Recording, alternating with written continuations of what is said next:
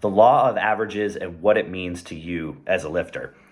What's up, everyone? Coach Tony from Bonvec Strength, and I'm going to talk about the law of averages and why it's so important as a lifter to understand that you can never get too high, that you should never let yourself get too low, and that the general trend of your training career will hopefully be a gradual upward slope, but that there's going to be zigzags and ups and downs and peaks and valleys all throughout, but just to not freak out when you're on a downward trend and not let yourself get too full of yourself when you're on an upward trend, because the law of averages will always kind of bring us back towards the middle.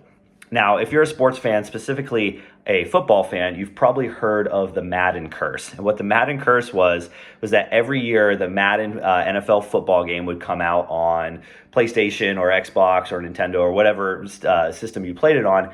And it always seemed to be that whatever player ended up on the cover of Madden that year tend to have a down year, and people would be like, "Oh my God, it's cursed!" Like if if the best player in the NFL ends up on Madden, he's going to have a shit year the next year.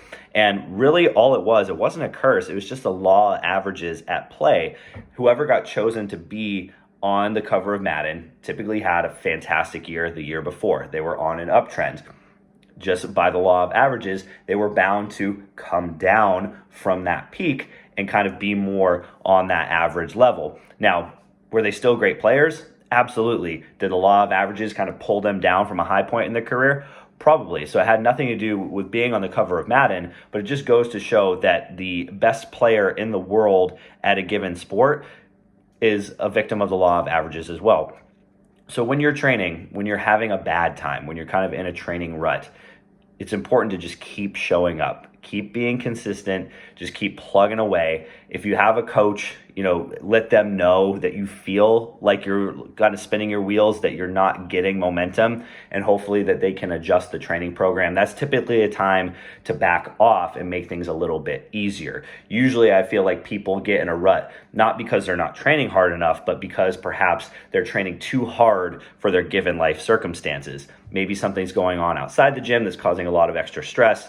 Maybe something is reducing their quality of sleep. Maybe something is reducing their ability to get adequate nutrition, but whatever it is, they're not able to recover from the training that they're doing. So that would be a time to pull back on the training.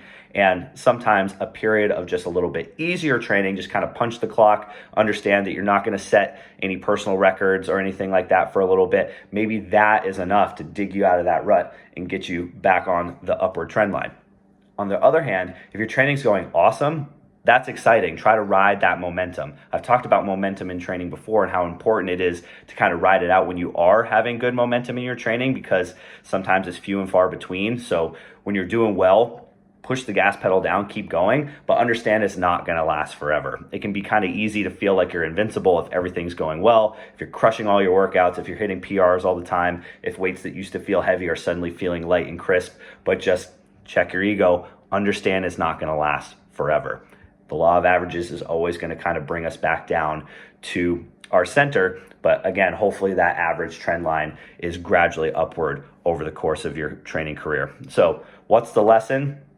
Don't get too down in the dumps when you're in a valley in your training. Don't get too full of yourself when you're in a peak in your training. Kind of try to stay even keel, try to detach yourself kind of emotionally from getting too grumpy or too full of yourself, and just kind of ride that wave. When you have momentum, it's important to keep the pedal down.